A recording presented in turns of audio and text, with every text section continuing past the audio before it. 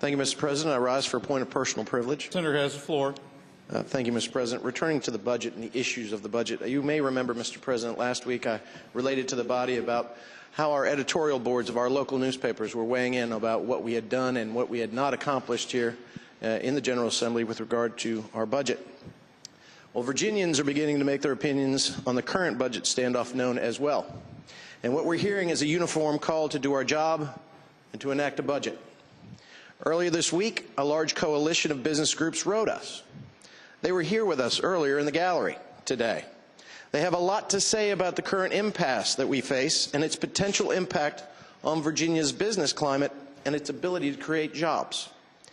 In their letter to us, they were very specific about the consequences of inaction and the refusal of our friends on the other side of the aisle to act on a budget. Consider this paragraph from the letter that I read. Quote, "Without a budget, Virginia's status as the best managed state in the country will be put in jeopardy.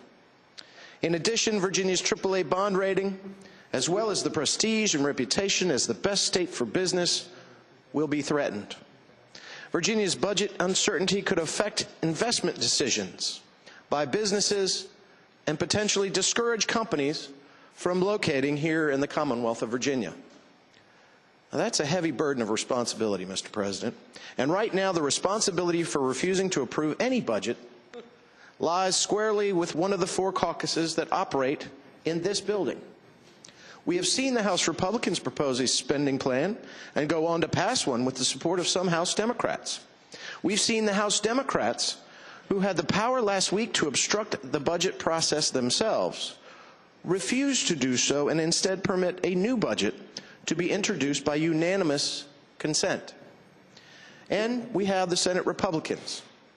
The members of our caucus who serve on the Finance Committee have worked very hard and collaboratively with Senate Democrats, crafting a spending plan that incorporated many of the stated goals of our Senate Democrat friends and the multiple budget amendments that they proposed.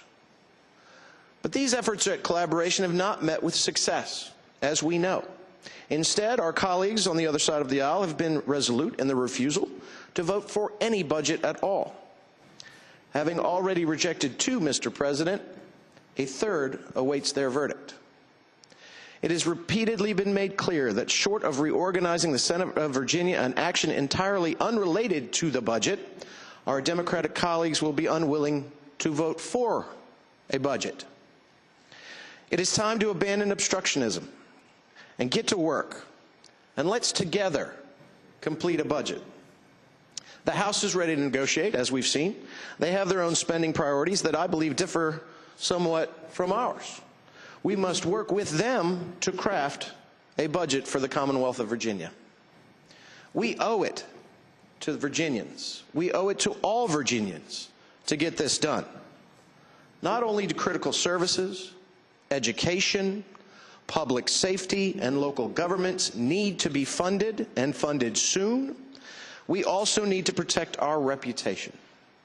In their letter, the business leaders mention our coveted AAA bond rating, which we hear much about. Few people have talked about the fact that the ratings agencies already have Virginia on the watch list.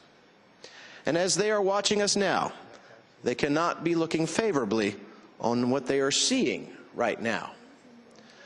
We know that the business leaders who have called on us to enact a budget have done so because they know the alternative is simply unacceptable. I urge our friends, my friends, on the other side of the aisle of this chamber to vote in favor of a budget so that we can fulfill our responsibilities to the people of Virginia. I thank you, Mr. President. Thank you, Senator.